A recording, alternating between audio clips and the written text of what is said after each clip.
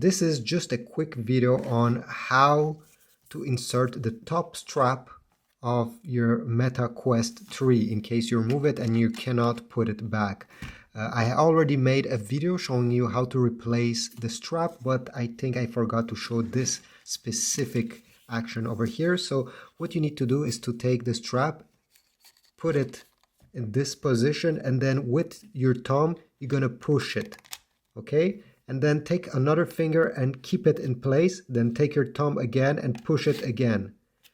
Do it again, and then once the strap goes from the top, you're gonna pull it until it's completely pulled out, and then you can strap it on the Velcro, and that's it.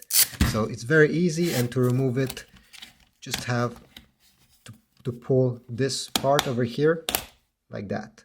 Don't worry, don't worry, it will not break. So I'll do it again quickly.